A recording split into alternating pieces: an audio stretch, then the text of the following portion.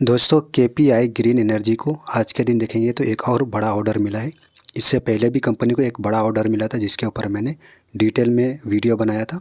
तो उस ऑर्डर को भी मैं इस वीडियो में डिस्कस करूंगा। तो पहले आज के दिन जो कंपनी को ऑर्डर मिला उसके बारे में पहले जान लेते हैं। यहाँ स्क्रीनर पर आके आप नीचे स्क्रॉल करेंगे और यहाँ पर डॉक्यूमेंट्स के अनाउंसमेंट में आप यहाँ पर देख सकते हैं कि अभी 2 घंटा पहले ही कंपनी ने यहाँ पर एक इन्फॉर्म किया है कि 400 रफली जो है 90 करोड़ के आसपास कंपनी को एक बड़ा ऑर्डर मिला है। तो ऑर्डर किया उसके बारे में हम डिटेल में इसके ऊपर क्लिक करके देखते हैं। एक और कंपनी से रिलेटेड एक पॉजिटिव न्यूज़ है, वो भी मैं आपको बताऊंगा। तो पहले हम इसके बारे में जान लेते हैं। तो हम थोड़ा सा नीचे स्क्रॉल करेंगे तो यहाँ पर हम अपने को जो है क्लियर सारा चीज़ समझ में आ जाएगा। तो सबसे पहले यहाँ पर टॉप पर देखेंगे तो ये Gujarat state electronic corporation limited, इस कंपनी की जानिब से कंपनी को क्या बोलते हैं ऑर्डर मिला है। और ये जो प्रोजेक्ट है ना तो फ्लोटिंग सोलार फोटोवोल्टिक प्रोजेक्ट है, ठीक है, जो गुजरात के कडाना डैम के रिजर्वायर पर डेवलप किया जाएगा। तो कोई ये जो फ्लोटिंग सोलार टेक्नोलॉजी है ना, इसका मतलब मैं आपको आसान जुबान में बताने की कोशिश करता हूँ। जो सोलार पैनल्स है ना वो ज़मीन पर नहीं होते बल्कि पानी के ऊपर उसको जो है इंस्टॉल किए जाते हैं। तो इससे higher efficiency, lower land use और लॉन्ग टर्म सस्टेनेबिलिटी होती है।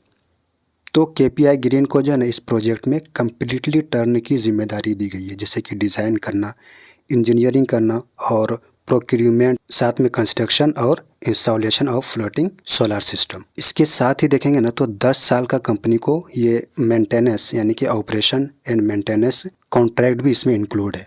यानी कि कंपनी को सिर्फ प्रोजेक्ट बनाना नहीं है बल्कि 10 साल तक मेंटेनेंस भी करना है। तो इसका मतलब ये हुआ कि लॉन्ग टर्म जो है रेवेन्यू यहाँ पर क्या बोलते हैं कंपनी को जनरेट होती रहेंगी।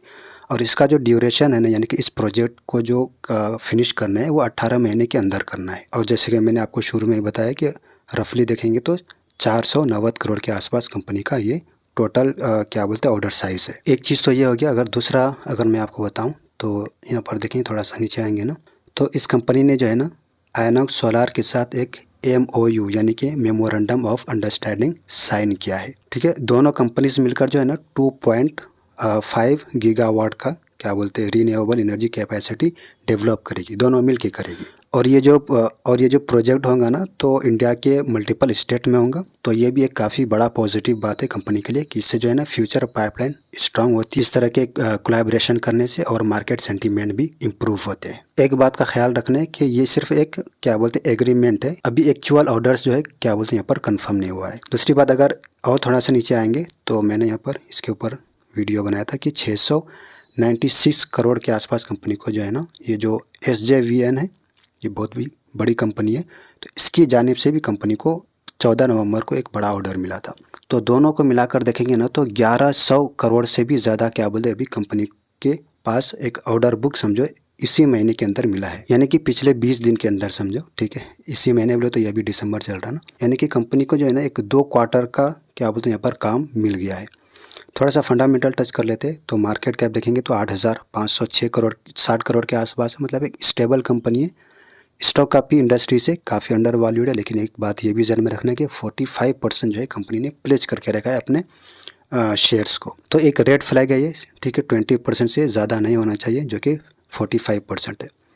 दूसरी बात, डेट भी देखेंगे तो काफ़ी ज़्यादा है। और इस टाइप की जो कंपनीज होती है ना, जो ऑर्डर बेस्ड कंपनी होती है, तो इसको एक एग्जीक्यूट करने के लिए ऑर्डर्स को तो पैसे की जो है ना इंस्टेंट ज़रूरत होती है। तो यहाँ पर जो है थोड़ा सा डेट ज़्यादा कंपनी को लेना पड़ता है। तो कंपनी के ऊपर जो इतना ज़्यादा डेट है तो इसको हम एक बड़ा क्या बोलते हैं मेजर कंसर्न नहीं मान सकते।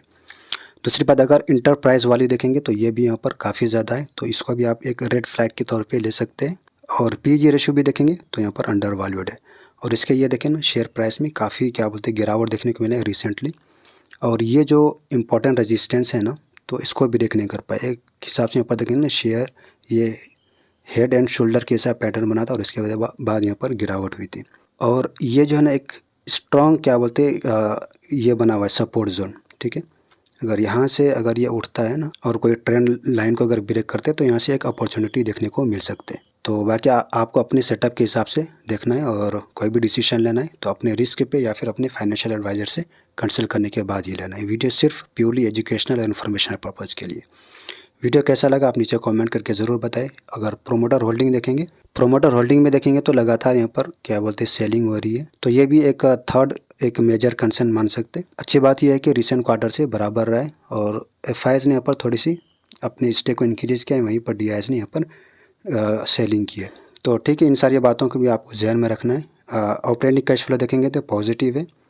बाकी इसके रिसेंट क्वार्टर का परफॉर्मेंस देख लेते हैं। बहुत ही शानदार गया था, ठीक है, रिसेंट क्वार्टर का ये देखें बेहतरीन गया था।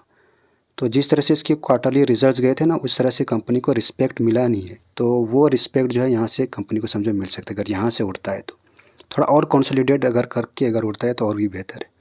बाकी आप अपने हिसाब से क्या बोलते हैं, इसको अपने रडार पे ज़रूर रखें और इसके ऊपर नज़र रखें। कंपनी को लगातार जो है ना कि बड़े बड़े ऑर्डर्स मिलते जा रहे हैं। तो फ्यूचर में और भी अगर कंपनी को इस तरह के ऑर्डर्स मिलते हैं तो मैं आपको अपडेट देता रहूँगा। मिलते हैं नेक्स्ट वीडियो में, जब तक के लिए टेक केयर।